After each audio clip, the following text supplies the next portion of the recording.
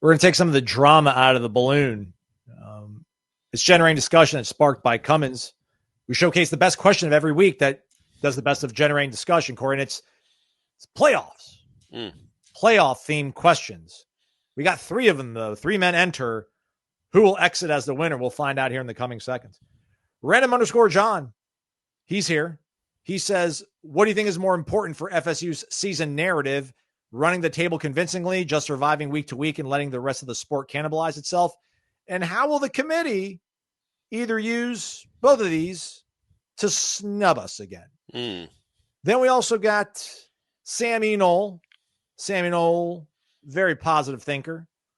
He's thinking about how are things going to work out with everybody else in the conference. I think even 11-2 with an ACC championship loss, we're probably okay. The one scenario that puts us squarely on the bubble would be if we go 10-2 and miss out on Charlotte. So let's say we lose 2 close games versus Miami and Clemson. Do you think we would still get in? And then last, but certainly not least, but he was the last one in.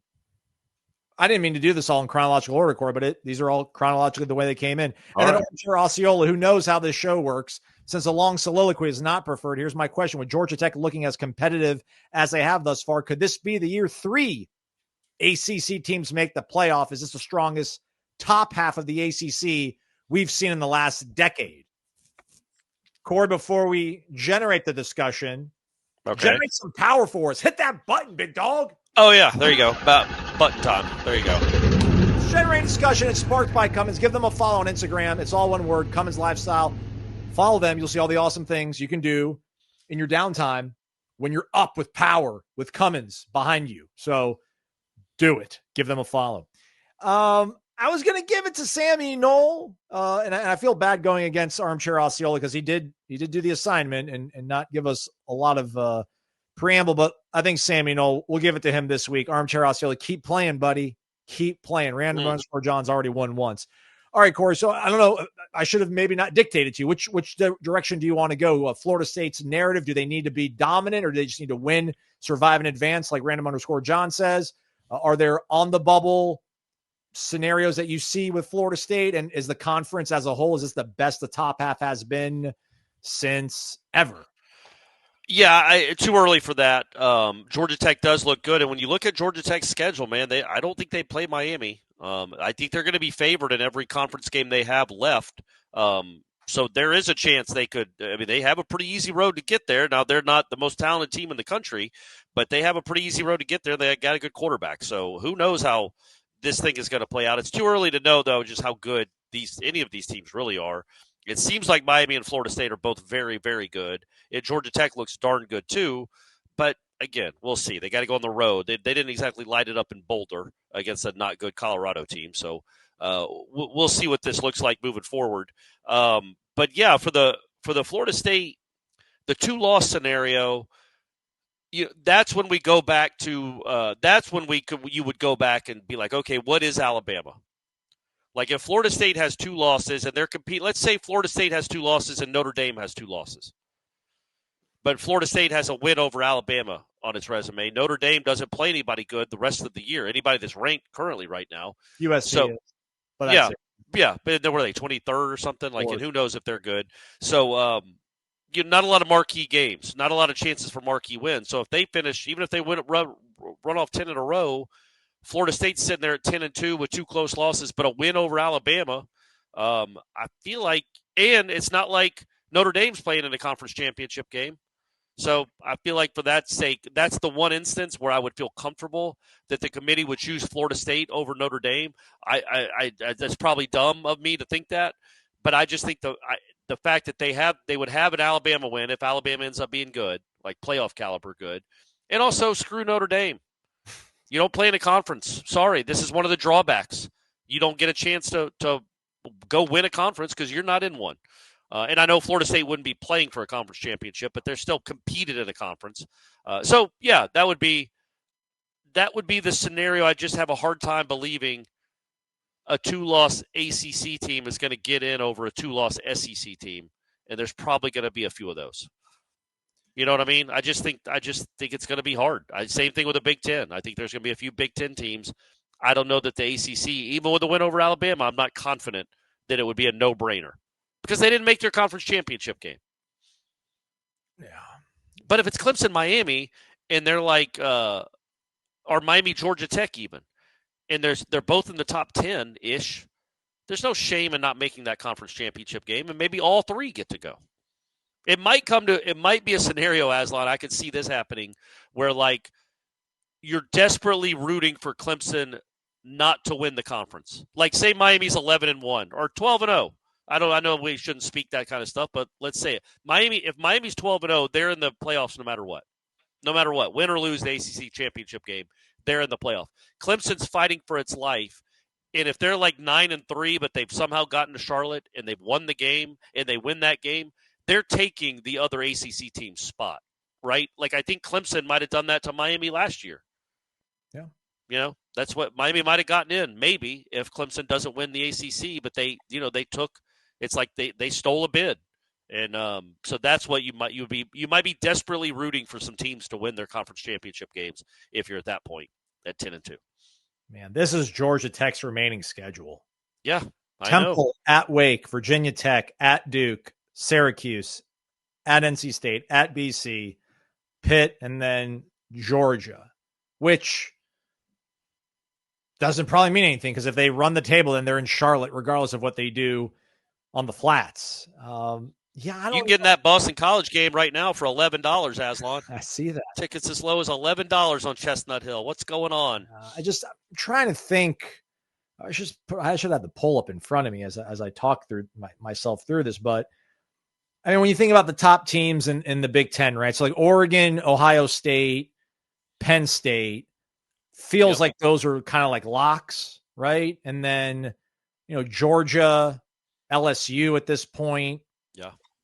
I mean, I think even though they lost one, Texas, even though they haven't looked good, no. I mean, Texas has not looked good, but yeah, I mean, between like, if Oklahoma's legit and if Alabama keeps winning football games, just you kind of go through this list. But then, yeah, like to your point, if Georgia Tech runs a table, plays Georgia cleanly, and they're 11-1, whatever happens in Charlotte, I think they get the SMU treatment. I think they get let in, and then whoever beats them obviously jumps in there too. But yeah, I think it's like, if it was going to be more than two teams, it's going to have to be at this point, it feels like, Corey, right? It'd be like Miami, Florida State, Georgia Tech. Like if three teams from the ACC do get in, like something has to happen with those three teams. Cause I don't know, like Clemson, I mean, they already have an ACC loss. And, if they beat Florida State, then we're probably on the outside looking in, getting into Charlotte. But not if Florida State's beaten Miami. Yeah. You know what I mean? Like we have no idea. It's, as we know, it's way too early to speculate about something that's going to happen in December with this sport anymore because nothing is known. Nothing is nothing is in concrete. It's all fluid. The whole season is fluid from week to week, from game to game. But there's a scenario where Clemson, Florida State, and Miami, if Florida State has wins over Miami and Alabama, and they don't make it to Charlotte, and then Clemson beats Miami. But so Clemson's 10-2, Miami's 11-1 or 10-2, Florida State's 10-2, and those were all pretty competitive games. I could see a scenario. It won't. Or Georgia Tech is in there. Like I could see a scenario where they take three ACC teams. They might. I mean, it's human nature too, Aslan. If Florida State's on the bubble, they might feel really bad about 2023. I doubt it. But there are human beings in that committee that maybe feel bad about it and give Florida State a chance to play in the 2025 playoffs. But we are getting way ahead of ourselves right now, obviously. Yeah, and with that said, Corey, not to throw cold water on this, but let's maybe relax a little bit. I get it. Like after what happened last year, to look as good as you did in these first two games, it's hard not to think about. And Sammy Knowles' point, looking at the schedule, you start thinking about if they win this one, lose that one, how does it all work out? I'm not the biggest analytics guy, but I know Bill Connolly over at ESPN does a lot of stuff. His SP Plus, ranking. So this would be based just on what has happened on the field, on the grass. Nothing about your recruiting rankings, nothing about where you started in the polls, none of that. And he's got Florida State as the 12th best. I don't know if best is the right word, but they're number 12 on this list. Right. So Alabama's nowhere to be seen. They are. Neither is Georgia. Yeah. Which is crazy because, like, I don't mean, like, I could get like Utah maybe looking a little bit better. Like, I don't think has Washington. Apparently, Washington's done something over the first 3 weeks that's made them look good enough to be, seventh on this list. So it is early. Let's see what happens, I think, in Charlottesville, man. From there, then it's because right now, what's going to happen against Kent State that's going to change anybody's mind on anything.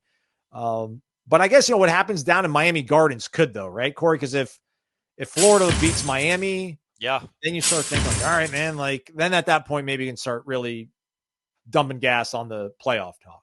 Yeah, it was sure, but then it's like, okay, if you somehow lose to Miami that just lost to Florida, well, now you just lost to a team that lost to Florida, and that's going to ding you. So yeah, there's so much to work out. I do think it's cool, and I appreciate it just in the sense that where we were last year, that all of us, that now we are here talking about playoff scenarios. We all understand. I think anybody that even asks those questions understands. We're way, way, way away from that. That is way down the line, but if you can speculate what it would look like in certain situations, and none of them are crazy. Like, it's not crazy to think of Florida State being in Charlotte. It's not crazy to. What about that one though, Corey? What about Florida State 11-1 going into Charlotte but losing? And man, I don't know, man. I don't know if you want to say it's a rematch against Clemson or Miami, or if it's a brand new game against Georgia Tech. I think if you're 11-1 in a Power Four and you get to your conference championship game, let's play it out. They're 11-1. So what are they ranked going into that week? With a win over Alabama and either a win against Miami or a road win at Clemson. Those are both marquee kind of wins. Say they lose to NC State. Yeah, let's say they lose to NC State. They're probably ranked top 3, top 4 at that point. And they lose to NC State, but they probably go to 7. Yeah, 7th or 8th, yeah. Yeah. You don't drop out of the top 12 for losing a conference championship game while other teams didn't even have to play in theirs. You know what I mean? Like, I don't think they're ever going to punish teams for losing their conference championship games. That's they made that point last year, I thought, with the SMU thing. They don't want to punish people for advancing and getting to because then people are going to stop playing in the championship games and they're going to make them irrelevant. So I don't think a conference championship loss, if you're inside that top 12, will impact you at all. Slightly nervous that they could say you've lost 2 out of your last 3. Screw them. That's my Ohio State had lost 1 of its last 1.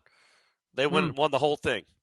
Or no, they won. Did they win the conference championship game? They didn't play in it. It was Oregon, Penn State. That's right. So they lost their last game, and they still did all right. So no, I get it, but they will not, because as soon as they do, that's why they had to take SMU last year, even though they didn't want to, because SMU was in. SMU was firmly in. They can't lose. Getting to a conference championship game can't be a punishment. You can't get punished for playing in a conference championship game, or they will stop playing in the conference championship games. Is this the best the ACC has been in the top half ever? Lifetime? Can you remember since when? 2014, 2016, I think there were some good runs there when Lamar was in Louisville. Yeah, you had Lamar and Dalvin and Deshaun Watson all at once in the ACC. That was a good time. Yeah, it's hard to say. Again, I don't want to make that declaration yet. I just want to get to October 4th with Miami and Florida State unbeaten. That's all I hope for, folks. And I know you're like, quit rooting for Miami to win. Well, I'm rooting for them to beat Florida. So it's not like, you know what I mean? Like, now rooting for Florida to lose. Exactly right. I'm rooting for Florida to lose. It just so happens they're playing Miami. Yeah. When that team does roll into town, I'll be at the same tailgate you're at, Corey. And it's the best tailgate, I think, in all of Tallahassee. Yeah, right. And it's an RV. And inside that RV resides a Cummins RV generator. Give them a follow on Instagram. Cummins Lifestyle, it's all in word. We certainly would appreciate it.